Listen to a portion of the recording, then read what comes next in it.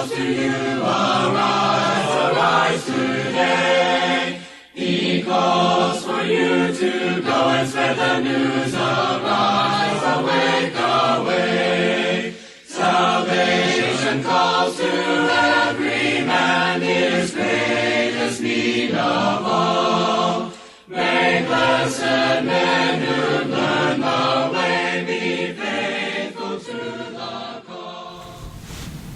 Hi, welcome to Life from Above. My name is David Candy. Glad you could be with us on the program today. We are broadcasting from the West Virginia School of Preaching at Moundsville, West Virginia, and I'm pleased to be able to introduce to you Jonathan Jarvis, who is a second-year student at the school. Jonathan, welcome to the program. Thank you for having me. Let me ask you some questions. Now, Jonathan and I have known each other for quite a while, and so some of these things I'll ask and learn as I go, but some of them I already know. For example, like, where are you from? Mm-hmm. So I'm from Grove City, Ohio, well, born in Columbus, so in the same area. So Columbus, Ohio, Mm-hmm. and then there's several congregations there in Columbus. What congregation did you attend? I grew up at the Alcar Road Church of Christ in Grove City, Ohio. That's where Mark Bass preached at the time, Yes. I believe. Okay, because Mark was there for quite a while. Yes. And it says that you were baptized in 2014. I was, yes. And who baptized you? I believe it was Mark. Mark did. Yes, this was actually after camp, the week of camp, and he had him baptize me. So you've known Mark a lot of your life, or all of Yeah, it. pretty much my whole life. Yeah, he's been there at Alcar before my parents ever started attending. So he's had a major impact on you. He has. Well, good. After high school, I know that you went to Free Hardeman because you were roommates with my son for at least some of the time when we were there. Why don't you tell a little bit about your experience at Free Hardeman? Yeah, so I graduated high school in 2018, and then in the fall I went to Free Hardeman University, and I studied Bible there, Bible studies, biblical studies, and I graduated in 2022 with an emphasis in mission work. Now, what prompted you to want to study Bible? I think there are a couple different factors. One is just kind of along the way, I think there are some different things that have come up throughout my life, that some different experiences I've had that have led me to want to study the Bible and to be able to proclaim it and teach it. Now, you and I met as a part of preachers training camps that they had at Alcar Road. Why don't you tell them a little bit about what preacher training camp is all about? I've attended the preacher training camp for probably 3 or 4 years, and pretty much we have different teachers come in each day and teach for a certain period of time on different topics. There's Greek, there's song leading, there's Old Testament, New Testament stuff. There are a whole bunch of different parts of so many different classes just in 1 week. It would run from about Sunday to Friday, and it was an overall really good experience, and it got me. I think that was one of the seeds that was planted in and influenced my decision to become a preacher. You had a lot of experience, learned a lot of things before you ever went to college. Probably. That's right, yes. Through that. You mentioned mission work. Is there a particular place that you thought, well, when I'm done with Free Hardeman, maybe I'll do some work in this particular mission field? What did you have in mind then? Well, as I went through my first year, there was a family that came right off the mission field in Indonesia. And throughout the year, going to missions group and getting exposure to the culture there through the things that they presented, just more and more I've grown to want to go to Indonesia for mission work, and maybe someday in the near future I'd like to take at least a trip and see. So have you been to Indonesia yet? I haven't been anywhere outside of the U.S. at Okay, this so you're point. looking forward to doing that. Yes. Okay, well, good. Well, let me just ask you the question that I can remember when they sent the announcement out that you were coming to the school preaching. Mm-hmm. And I remember looking at it and I'm going, because I want to ask you this question so you can answer it, because you'll probably get this question, and I think it's a pretty good answer. You graduate from high school, Mm-hmm. you've had preacher training camp experience, you go to Freed-Hardeman, you get a bachelor's degree in Bible, and then you turn around and decide to go to preaching school. Now, some people would think that that's a backwards way of doing it, that you should have went to preaching school, and then, that's what most people do. I mean, Right. even Freed-Hardeman, we have programs where you can come and you can study here, and then you can go on and finish your degree. Mm-hmm. But you didn't do that. So what prompted you to come to preaching school?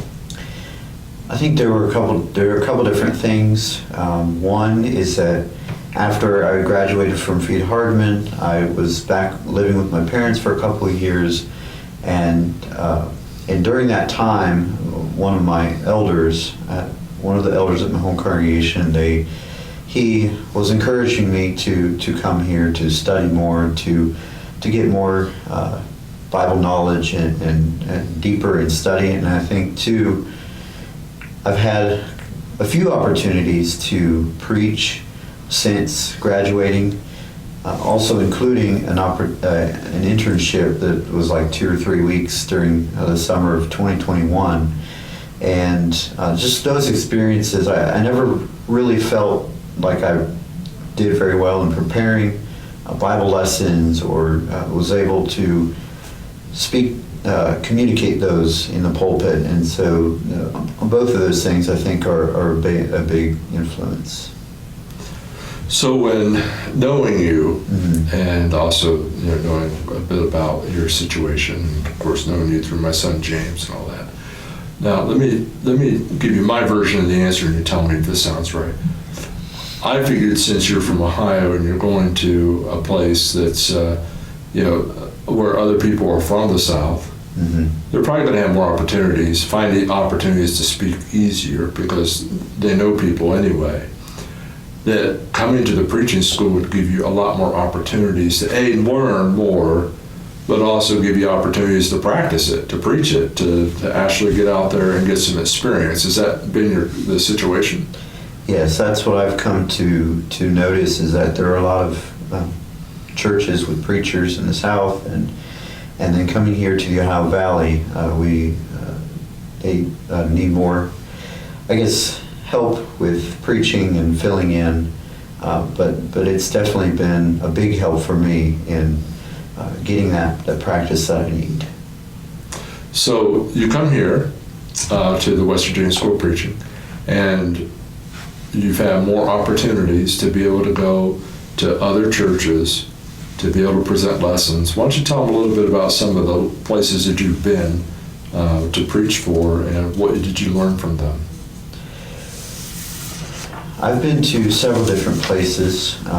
There's been a few places in Ohio, including going back to my home congregation. There's one in southern Ohio. There's a congregation in eastern Ohio, as well as some congregations up and down the Ohio Valley that I've been to so far. And I think one of the biggest things that I've learned is just repetition really helps. I know that during preaching school we have a limited time to prepare lessons, and with that we often take the same lesson and take it to other different churches, and then that helps us to work on that lesson, and it helps us it definitely helps me to be able to know the material a little bit better and to be able to communicate that material. I think too, just going to different congregations on a regular basis and just kind of getting into it. During the first year here at the preaching school, they limit our exposure to going to different churches so that we can figure out the school and how it works, and get adjusted to the course load, and then And then toward the end of the first year into the second year, they want us to go out and preach more to practice those skills. Now looking back, you've had a lot of training. Mm-hmm. You know, you're going to graduate, you know, assuming all goes well, you'll graduate here in a few months from a 2-year preaching school, 4-year college education. You've had a preacher training camp. When you look back over your life and the training you had, could you remember when you decided you wanted to be a preacher, and what were the circumstances that led you to that decision? I think, there certainly were, I think, some subtle hints along the way, but I think particularly during the summer of my senior year of high school in, I think, 2017, I was just thinking that I really want to do God's work. I want to, do what He wants me to do. I want to travel and preach the gospel. And I think it was just that particular time in the summer of 2017 when I came to that realization. Well, since we're both alumnus of Freed-Hardeman, Mm-hmm. I'll ask you this question. What were some of your favorite Bible classes at Freed-Hardeman? A lot of students will write off Greek as one of the ones that they would not want to take, but that was one I think, even though I struggled with a little bit, I certainly enjoyed the Bible overview, or the overview classes of different Bible books, like the Gospels or Acts, or just Romans and Galatians is another one. But I don't know if I can easily single one kind of class out. I think all of them had all of them were valuable, and so I would say the classes with the books of the Bible Definitely helped. yeah. Now, you come to preaching school, would have been some of the classes that maybe you've had some classes in preacher training camp. You had some heavy Bible classes at Freed-Hardeman. You come here, were they just easy, or did you find them to be more challenging? And which ones maybe surprised you how much more you got out of them than maybe you anticipated? Well, I think that there are there are some classes here that I don't know if I expected the load, and of course, being a 2-year program, but there are some classes here that certainly challenged me, because I didn't have a whole lot of writing experience, and with the School of Preaching, we have to learn to write a lot, and that's to be expected as we're training to be preachers, and one of the things that we have to do is to write sermons, bulletin articles, other kinds of things. Writing is definitely one that I'm still working on. Definitely one that I still have to work on. I've written a few things that people have told me I've done a good job on. Definitely the writing component. There was the first couple classes in the first year that I may have struggled with a little bit more, but I really appreciate those classes, because those ones are really foundational to why we're even studying the Bible in the first place. Who do you consider some of your mentors, the people that you sort of look up to sort of help you and sort of guide you into preaching, whether they're living or dead? Who are some of the people that have had a major impact in your life as far as preaching? I think one of the first influences was, of course, our previous preacher, Mark Bass, and he was definitely an influence, I'll say. But then just others along the way, especially teachers at Freed-Hardeman. Most of my teachers were preachers already, and so I know that they've each had an impact on me, and then coming here, I think just preachers in general have had an impact on me, and of course had an influence in my decision to come here and be a preacher. Now, looking back, if you were talking to a young person who's getting ready to graduate from high school and they're trying to decide whether they want to go to a preaching school or whether they want to go to a private university and they want to preach, what kind of things would you tell them that they should consider in their decision making? I think one thing that I would consider, or tell them to consider, it's what is your intent? I think that's the big thing, is what is your intent? If you have the intent and the desire to preach and to get, be a participant in God's mission, to get His word out into the world, and I think considering either of those options, Christian university or a preaching school. Now, I would say coming right out of high school, well, of course I didn't come right out of high school to preaching school, but I will say that going to a college first would be a transition to preaching school. I've heard it said, and I've said it myself, that preaching school is a 4-year degree packed into 2 years. It's certainly a lot, and it's definitely a big adjustment to make. And so that's the biggest thing.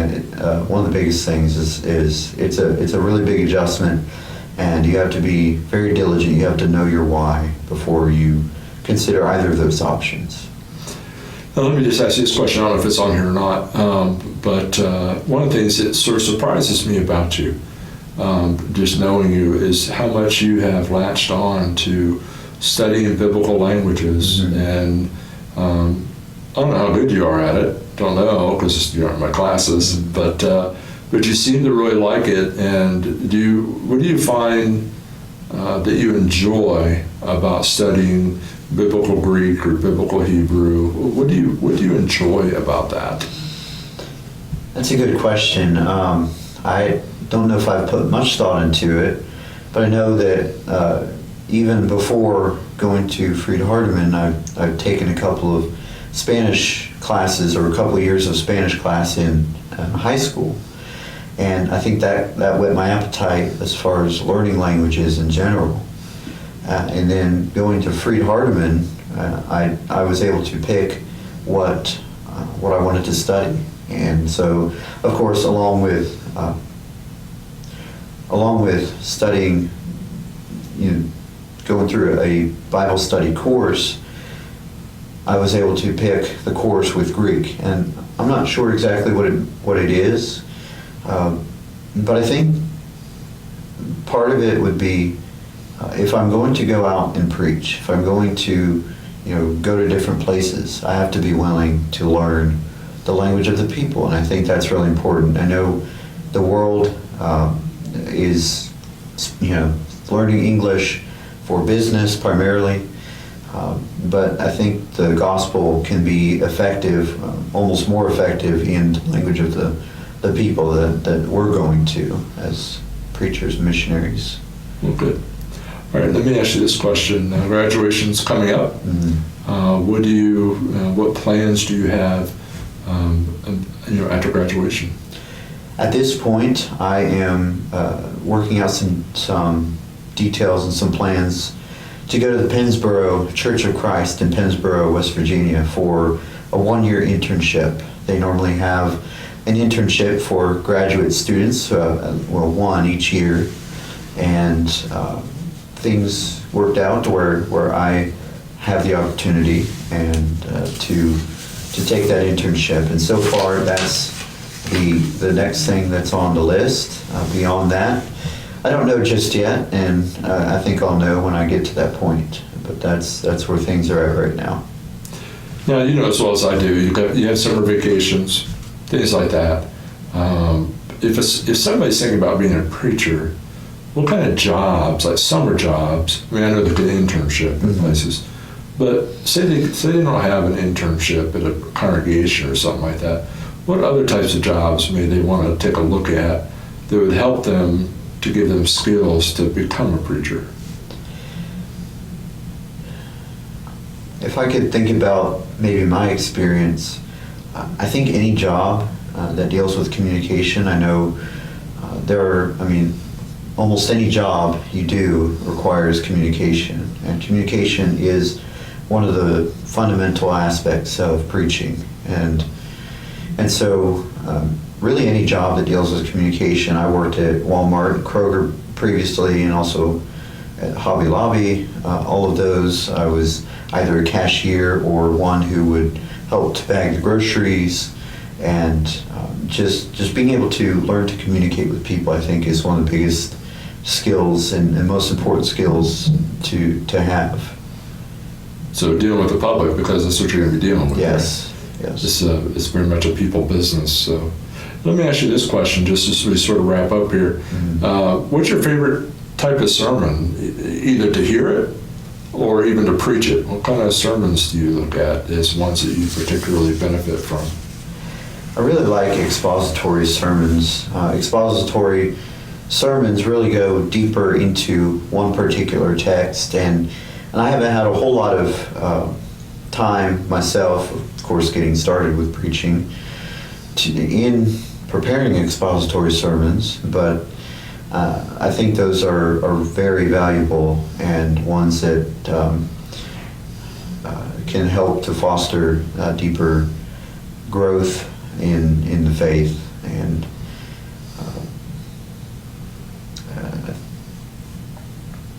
what type of sermons do you like to preach? Expository or well, topical? I think the ones that I'm primarily preaching now are either topical or textual. So maybe I'll go off of a text, or I will think of a topic relating to whatever it is maybe I'm studying at the time, and go off of that. So what are some of your favorite topics you like to preach on? One of the topics I've preached on several times throughout this summer has been persecution, and I think that we can still learn something about persecution today. And Jesus talks about persecution, and Peter kind of reflects that. James reflects that as well. That's one topic that I've been. And then another kind of topic, I guess, would be world religions, and particularly Islam. And the reason I say Islam, one of the places I just came from working before preaching school has been a manufacturing plant. And in that plant, there are several people from the Middle East area, and primarily Africa, but also just around that area. And I've been able to talk to them a little bit, not a lot, and not much religiously, just a conversation, whatever would come up. And so I personally want to learn more about other religions, and of course I know that that's helpful as well with spreading the gospel. Well, great. Well, Jonathan, we thank you for being a part of the program. Wish you all the best in your pursuits, and hope that all goes well. Thank you, Dave. That's all the time we have for today. Thanks for watching Life from Above. Before we close the program, we'd like for you to consider where you are on the roadmap to heaven. There are all kinds of incorrect directions on how to get to heaven. Some have been given wrong directions. Others are not even looking at the Bible, which is like not looking at a roadmap at all. If you expect to get to your destination, then you must follow the roadmap and its directions. If you want to get to heaven, then you must follow the Bible and its directions too. So we thought we would review with you what the New Testament teaches about the plan for man's salvation. Of course, one must look at the correct map, which is the Bible. Then one must believe God's Word, John 8:24, Hebrews 11 verse 6. Then one must repent, turn away from sin, Acts chapter 2:38 and chapter 17 verse 30. Then one must confess their belief in Jesus as God's Son, Matthew 10:32, Romans 10:10. Then one must be immersed or baptized to have their sins washed away and put on Christ, Mark 16:16, Romans chapter 6, 3-5, Galatians 3:27, and 1 Peter chapter 3, verse 21. After baptism, one is added to the church by the Lord, Acts 2:47. Then, the Christian must remain faithful in worship and service to the Lord and His church all the days of their life. This is the roadmap to heaven. If we can help you with more information for your journey, please let us know. Gospel Broadcasting Network offers a free, non-denominational Bible course.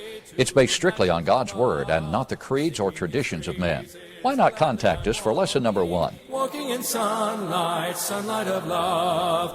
Heavenly sunlight, heavenly sunlight. You may want to enroll by email. The address is info@gbntv.org. To enroll by phone, call us toll-free at 888-805-3390.